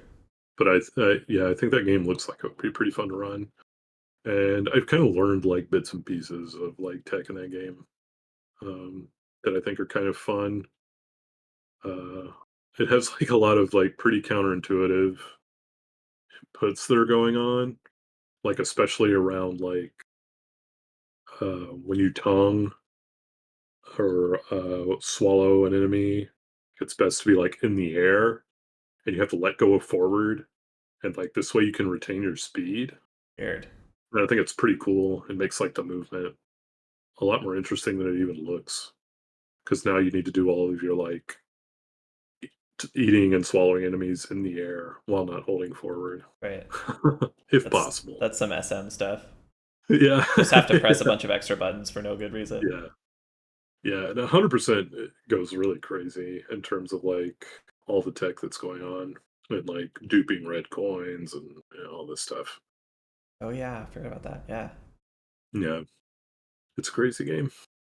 Cool game. You know, before I streamed and speedran, I used to occasionally just learn random tech from games like Yeah, that. But now yeah. I would never do it. Right? If I'm gonna learn it, I feel like I Interesting. should just actually learn it. I never just like go randomly spend 20 minutes learning to dupe a red coin or whatever. Yeah, I've actually like half learned a number of speedruns over the years. That's probably one of them actually, because I've learned like roughly the first two worlds, any percent warpless. And I've learned a lot of the like basic tech for that game. Yeah. And I could turn it on right now and beat it casually, like very quickly. Probably less than 4 hours. Yeah. Um That's kind of like speedrunning. yeah, kind of. I've also like partially learned Donkey Kong Country 2. I've learned like at one point I learned the first three worlds of that game. I don't know how many worlds there are. Is that a lot? There's 7. Oh, so almost Although half. I think Yeah. the last one's very small. It's like 2 stages or something. The first 2 worlds, I will say, are, like, pretty boring. They're like warp barrels that it's like, um, that just, like, shortcut you straight to the end of the Oh level. yeah. in each stage. Um, the third world is where it starts getting like, okay, you actually have to play the complete stage. But there's also like a for a platformer especially, there's like a weird amount of tech in that game, and like a lot of glitches and tricks. So it's pretty interesting. That's cool. I In didn't. addition to like, oh sorry, I was I just gonna just. say, in addition to being like a platformer Yeah, yeah. in a traditional sense as well. I just don't know anything about them. I never played them as kids. I have no real association with them, Oh, so I haven't okay. like watched the runs much. Interesting. I'm not sure how they would be play now. I think there are a lot of like weird control differences between it and like Mario. Whereas Oh, Mario, I think is like in like Yoshi's Island games like this, or kind of like the gold standard for 2D platformer control. And I think Donkey Kong Country lags a bit behind, hmm. and so it makes them feel kind of weird to play, and weird to get used to. So I think that aspect of them might make them hard to appreciate now. Um, but I also think they have banging music. Yeah, they have some good soundtracks.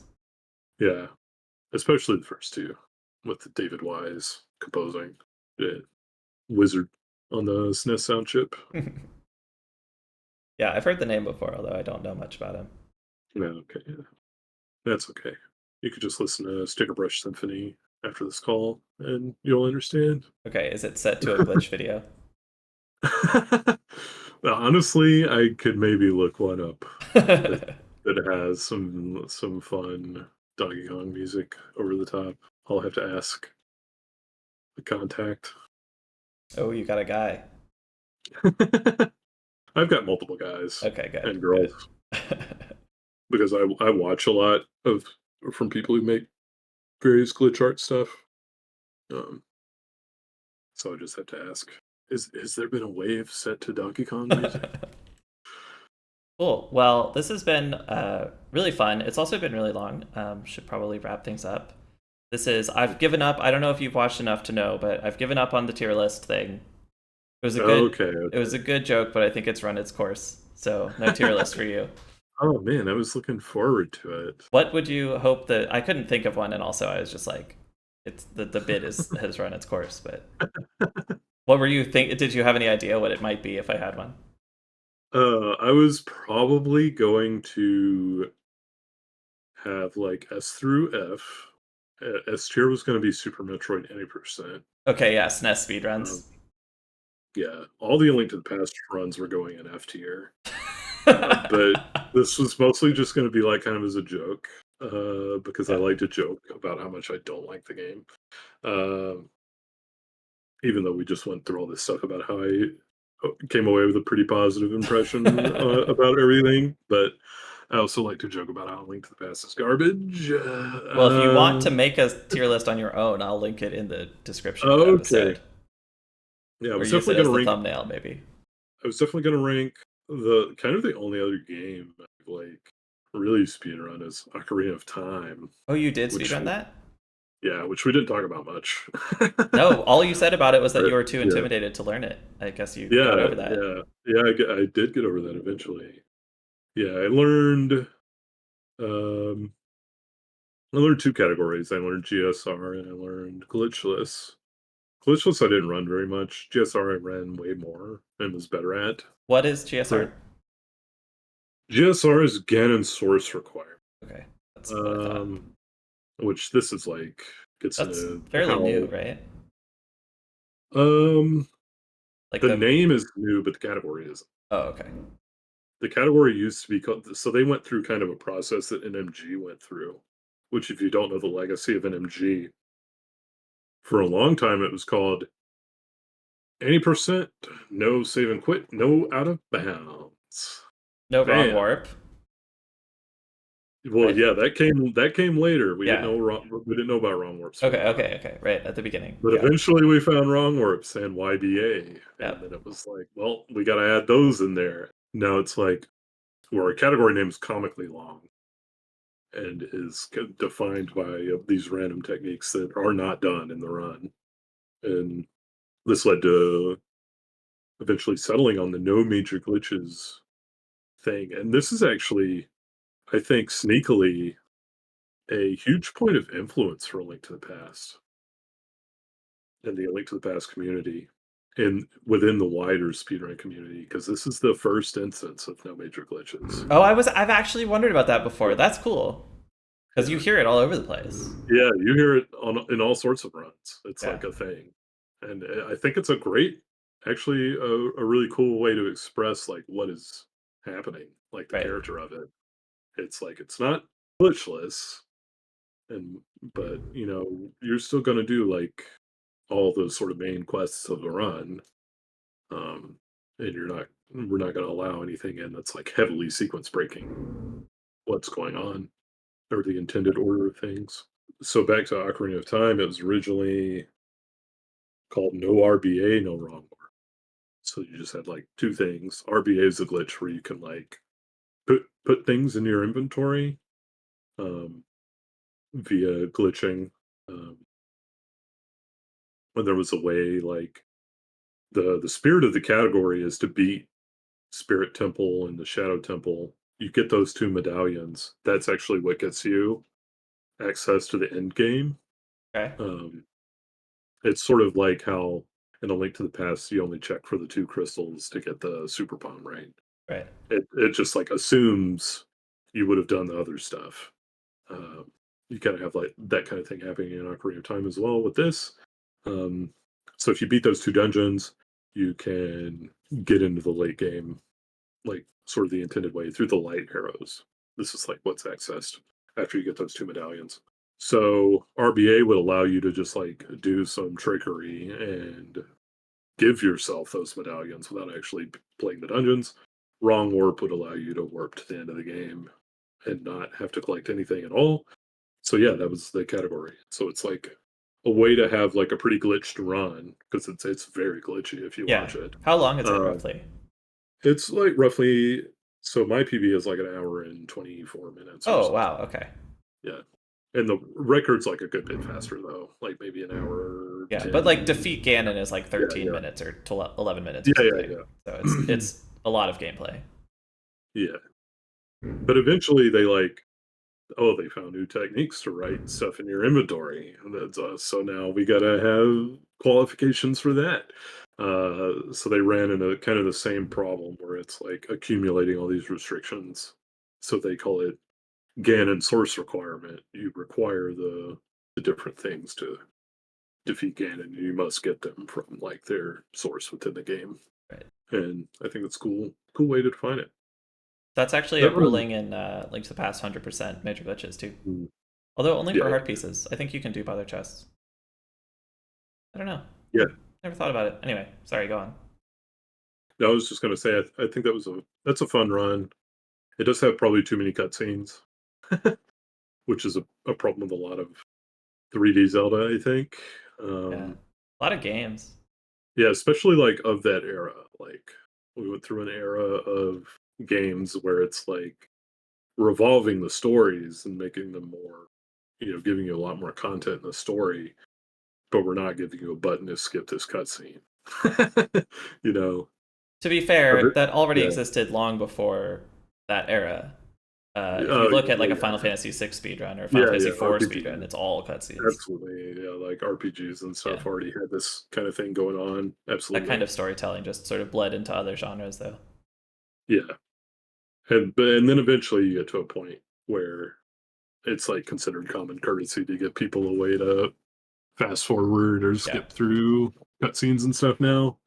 Thank God. Yeah. So where does that go on the tier list? Oh gosh, certainly above A Link to the Past. All right, all right. Fair enough. A B tier. You Okay. get a good B tier going. So SM Far and above. S, Oot and Yeah, B, Link to the Past and yeah. F, nothing in A or C. Nothing in A or C, unfortunately. Maybe A Link to the Past 100% NMG can go in C tier Why hundo? because that category is fun. Okay. I mean, I agree, but yeah. Hundo uh, is like kind of a bummer because it's not Yeah, fun to run, but there are a bunch of fun screens in it, yeah, like yeah. I doing think it's the last yeah, I shopping think segment is like really fun, but you have to do the dig game to get there, so I don't want to do it. yeah, I think the dig game and the chess game are pretty unfortunate. I think it would actually be a really fun run. I think it to some degree it is a fun run. You just kind of got to be in in a mindset for it. Because if you're going to be in like, oh, I need a PB Yeah. kind of frame of mind, you're gonna be disappointed. The actual reason I But have hardly run a hundo is that I can't I can't remember to skip the boomerang. I can't like I just forget stuff. If I did like 10 runs, it would be yeah, fine, yeah, right? But I've never bothered. yeah, yeah. I forgot stuff a few times when running it. One time I ran it and was on like really good pace and forgot the Zora heart piece, Oh, which is a really bad heart piece to that's miss. not an easy one to get back It's to. like, yeah, it's difficult to route that back in. I do think it's like probably a bit more fun than people give it credit for sometimes, and has a lot of really fun stuff that happens in it. It has the property that a lot of that actually literally every NMG category has, which is that it's not enough different from any percent NMG to Mm, be yeah, worth focusing on. Right? You just want to do the thing that everyone else does. It like has there's so much gravity around any percent NMG. It's hard to yeah, get into like, Mirror Shield or GDO or like any of these like slight variation categories. yeah, yeah. I probably agree with that. That's another thing, and I used to talk about this a lot. That's another thing I really appreciate about Super Metroid is that because a lot of the items like fundamentally change your capabilities and the way you move through the rooms. It's low percent, 80%, 100% are wildly different Yeah, runs. that's Um, cool. yeah, especially like by the end of the game, they're just completely different. Mother Brain at 100% takes 20 charged plasma shots. Mother Brain at any percent PRKD with Spazer takes, I believe, 40. Is it 40 or 60? I don't remember. I don't know. Low percent Ice, it takes 200. Ooh, ooh, Yeah. Wow. yeah. So yeah, it's just like your movement abilities and your like ability to damage things are just so different in Right. that game run to run. Um, that I think it makes each of those categories like take on a pretty interesting flavor. I feel like the only real parallel in Link to the Past is all dungeons, NMG, RMG, MG, no DG. Right? It's the Yeah, same goal, but different rule sets instead. yeah, absolutely. That is one thing I'll give A Link to the Past credit for is it has pretty fun glitch stuff. I For sure. think Yeah. um, Super Metroid does not. I do not like Super Metroid out of bounds stuff. I think it's kind of whack. It's my best way to describe it. I'll cut that But so it just sounds like you said it. Super Metroid is whack, and then that'll be the whole podcast. yeah. Ocarina of Time, though, I think its glitch tech is really fun as well. But yeah, blah blah blah blah blah. Sorry for interrupting your sign off. No, it's all good. You're gonna have to like edit so much around that. No, it'll just be awkward. It's fine. Um, the last question is, when are you doing comms for NMG League, Josh? Oh Lord, I didn't realize this was something that was even on the table. I've tried to Um, get you to sign up for comms before. Is this the season you finally do it? maybe. I guess I can see about it. I would probably have to commentate a match between two people who I know a thing or two about. Um, I don't know. Are you and Ari going to be racing? Ari's not in it this season. Oh wow. Okay. He's at ESA, which takes him out of Okay. ability to race for like 8 or 9 days or something. So couldn't participate. I see. I see. I see. Yeah, I didn't even know that was happening. This is how out of the loop I am. Yeah. All Are right. you Well, and Yoho racing? no, Yoho's afraid to race. What? He usually doesn't. He hasn't been speedrunning at all, and he usually Oh, doesn't okay. join League. He's been in a couple of them, but not Are really that you into and racing. Doom Tap racing? Dooptap's not in this season either. What? I Who is know. playing? Are you the only 123 player playing? in this season. Yeah, Wow.